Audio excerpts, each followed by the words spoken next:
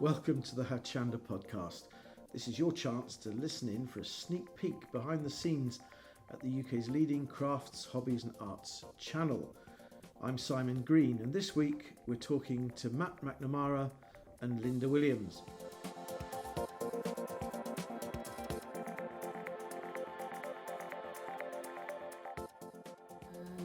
I met Barbara Gray, who had the company Clarity Stamp, and she wanted me to come on board and design some plates for her.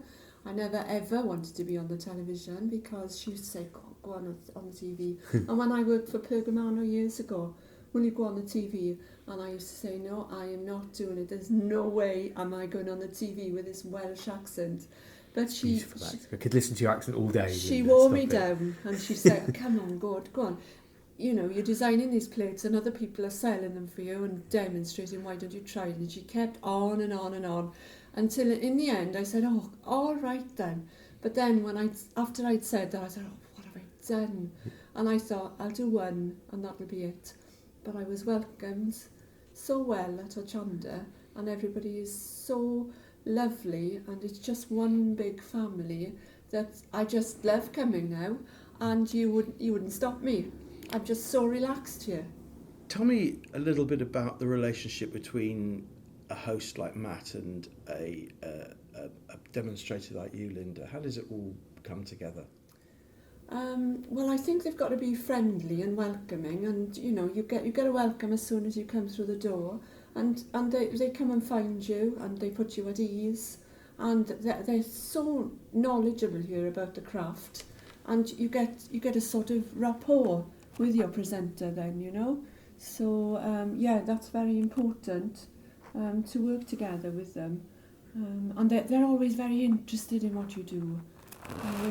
Always asking questions, so there aren't any pauses where you feel awkward, because if you're not quite sure what you're going to say next, they'll jump on in and fill the gaps. I think it's very important to have that knowledge but passion as well, so you know what you're doing, you know what you've got on the table, on the desk, samples wise. In your case, Linda, the groovy plates wise, you know what you've got. But I think it's about being excited about what we've got and seeing what the design team have made as well, and being really excited to share that then with the audience as well. I think you can't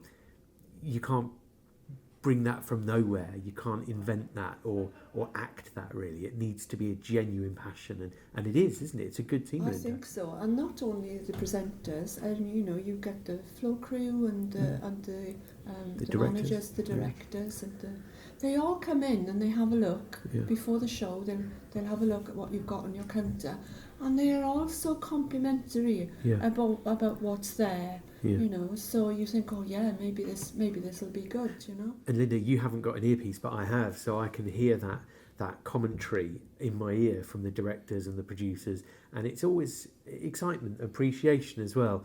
And you know, the opposite to that would be nothing, just silence, and you'd think, are they watching? Are they listening? Do they even care?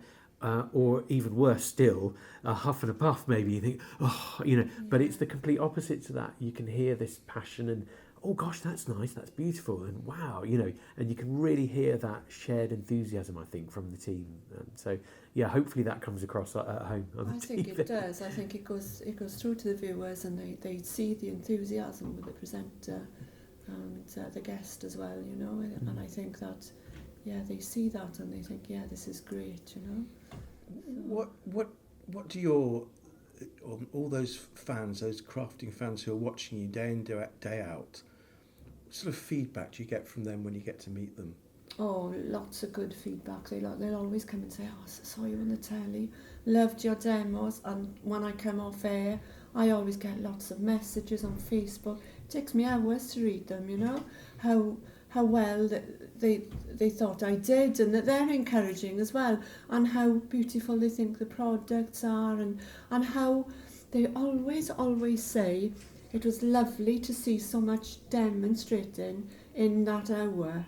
So we always get time to do a really good demonstration. Now, that's what you get here at Hochanda. They give you time to demonstrate. Yeah, it's got to be a balance, because Yes. we're selling what we've got. It's a business, and you need to think about that side of it. And also, people are watching to buy what you've got, so you have to show it, but at the same time, you have to also show how to get the best from it. Yes. There's no point in having a particular type of pencil that you looks nice and is a good offer, but you don't know how to use it. You don't know how to actually translate that into your artwork. Yeah. So, Matt, you're a host, and you work with the demonstrators. Are you also somebody who enjoys crafting? Yeah, definitely. Yeah, I just wish I had more time to do it. With 2 young children at home, we can craft with them, and my wife has always been a crafter, and we've made and sold our own crafts in the past. So, particularly jewellery, with jewellery making, and I'm quite hesitant to say on air you can make to sell, because I know how easier it is to say that than actually do that. And from having memories of being there at Coventry Canal Basin, on a cold winter's day, desperately trying to make ends meet and balance the cost of the actual stall. But it's an experience, and I think you meet really nice people doing it as well. And don't forget, you can always sell online as well as offline at traditional craft fairs, I guess. But so that's something we've done as a couple, and now we craft as a family as well, with the kids. In terms of being selfish and crafting and making the things I want to make, I don't necessarily get a chance to do that. It's more orientated towards what the children want to do. But no, that's definitely something that we do. My wife runs a community cafe as well, and a big portion of that is crafting, and it's for young children, so preschoolers. So she puts together a craft each week that's different. So making a chicken out of a paper plate and some crepe paper or something, So very simple child-orientated crafting we do. And so, yeah, it's definitely in the blood. It's in the family. And as we grow as a family and get older, I think we'll be able to craft more towards what we make at Hochanda as a team. So, Linda, tell us a little bit about who Linda Williams was before she became a mainstay of Hochanda. Okay, well, I've always been a crafter, but my career, I was a nurse, and I was a nurse for 35 years. And then I decided I was going to retire, and so I decided I was going to do a few more crafts. I didn't know what parchment craft was. A friend of mine, we decided to do an evening class together, and I wanted to do stained glass, and she didn't fancy that because she didn't want to get her hands dirty. So we got the prospectus and we stuck a pin in the book, and it landed on parchment craft. Well, nobody knew what it was, so we went along and we did the first class, and we were absolutely hooked. And I love crafts, and once I'd master a craft, I'd move on to the next craft. So I tried all these different crafts, but I'd get itchy feet when I'd mastered it. But with parchment craft, I never got those itchy feet. I was always constantly learning. There's such a lot to learn in the craft, and it's always changing.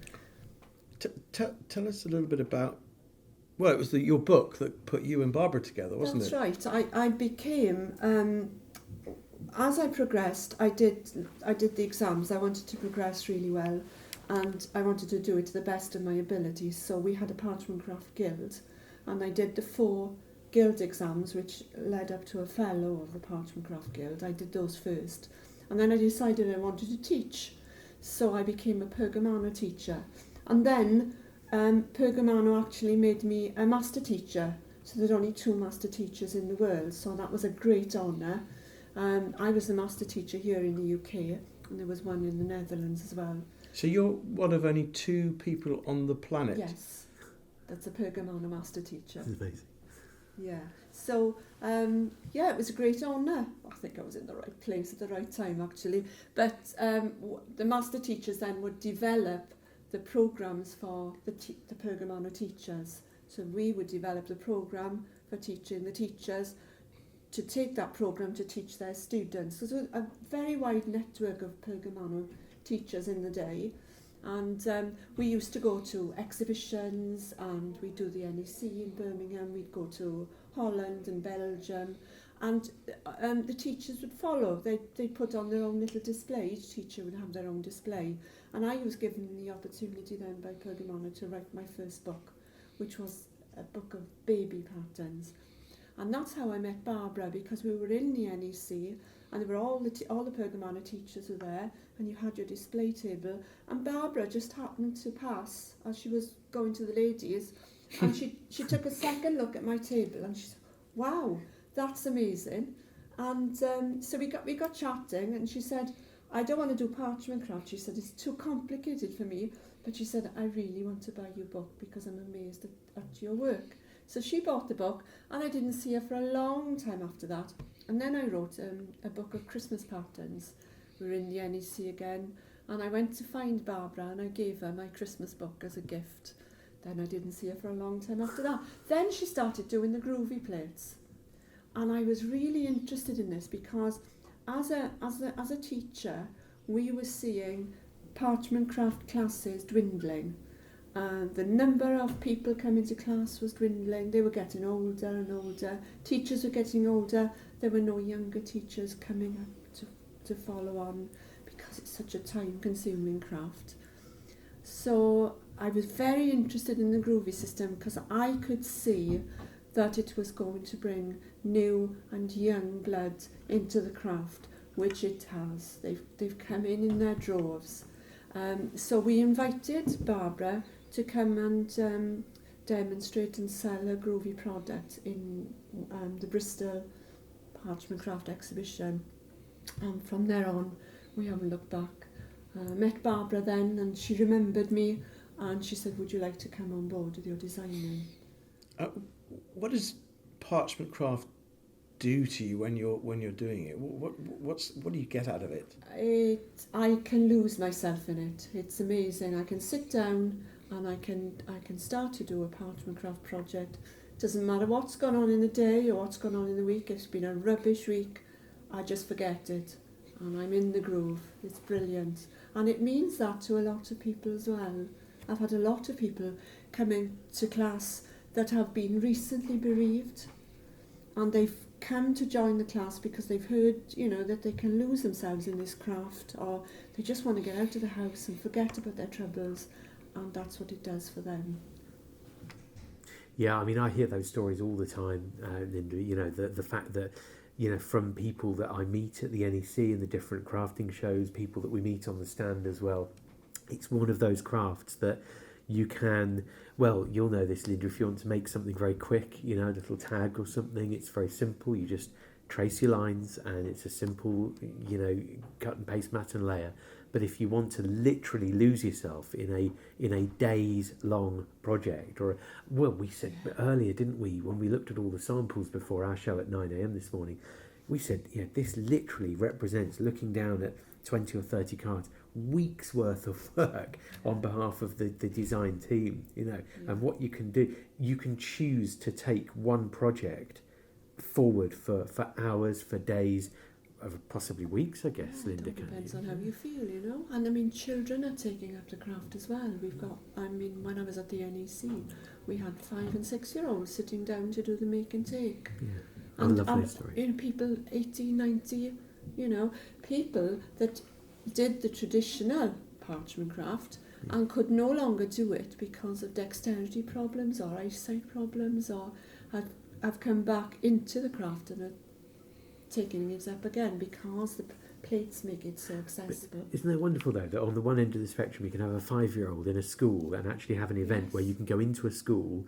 with the groovy starter kit or Pergamano tools, and then you could be, a week or two later you could see the same sort of thing happening maybe in a residential home or something, where you're actually having such an impact on somebody's life. Yeah, we've done that. We've taken it into schools. We've done workshops in the local library, free workshops for children on school holidays, and they're really into it. They're colouring on it. They're doing the embossing, and it's great. How often do you get to see the work of the Hochanda viewers? How often do you get a chance to see what they're actually doing?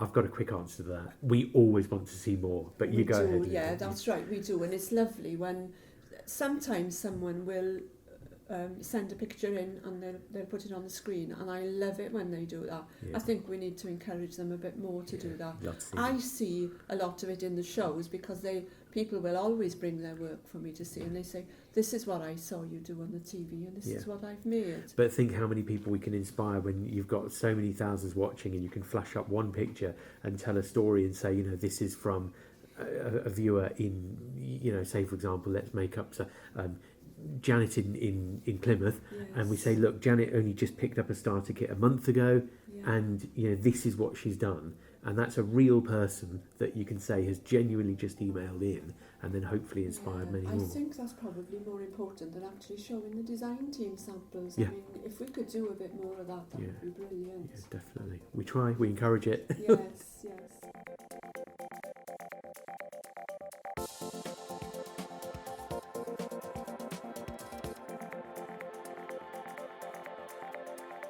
So Linda, when we encourage people to pick up the starter kit, we know that they've got the full instruction booklet, they can watch the show back as well, so you've got that support of watching live demonstrations, as it were. But when you invest in some new plates, as your Groovy and Pergamano collection grows, you're entering a wider community, aren't you? That's right. We have Groovy Worldwide on Facebook, and we've got Clarity Worldwide as well. And it's an amazing family of groovy parchers. They all support each other. The design team is on there as well, and any questions they may have, they can ask. And as soon as they ask a question, it gets answered straight away, probably 20, 30, 40 times. That's nice. And everybody puts their own opinion in there, and they when they make projects, they post them. So if you make a project, you post it, someone else can do the same project, or they can say, this is what I've done, can you give me some constructive criticism, and they, you know, whatever, and they share their projects, and they get amazing answers and comments and you know, encouragement then. So if you buy a starter kit, you join Groovy Worldwide, and there's so much help on there for you. And these people also meet up at the shows, they make new friends, they meet up at the shows, and then they will branch off and form new groups, because we've got a group that meets in Coleman's Craft Warehouse, run by a lady, and she has formed her own page, and they are a groovy group, so that the people in the surrounding areas can actually join that group. We've got one in the East Midlands area, and they can actually join that group. So there are people all over wanting to start up these little branches of groovy enthusiasts, and then you can go there, not get taught, but get help from people that do the same craft as you.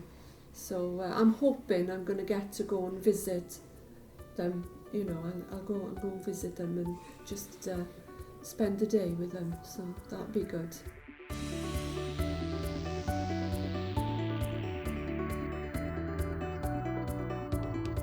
You're listening to the Hochanda podcast with Matt MacNamara and Linda Williams. Linda, crafting is something you came to after nursing for many years. It's more than just creating something on a piece of card, isn't it? There's a whole process going on behind all of that, isn't there?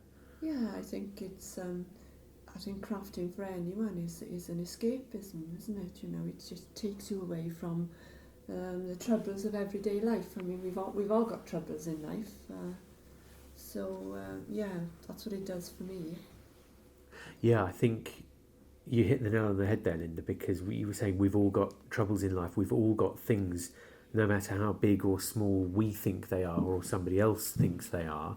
There is something where you need that escapism, or you need to not escape completely, but you need to put your day-to-day or your week-to-week issues, let's say, or challenges into context. You get it into context, don't you? A global view.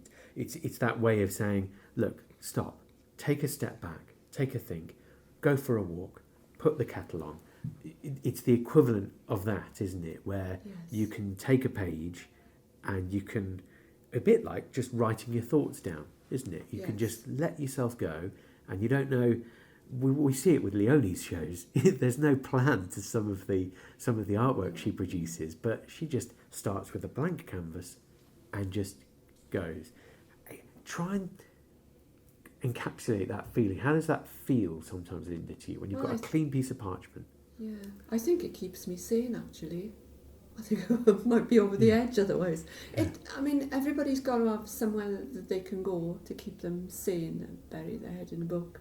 Like you say, take a walk, but parchment craft is it for me. I remember when my son had a brain hemorrhage 5 years ago, and he was 20 going on 21, and it was just such a shock, you know.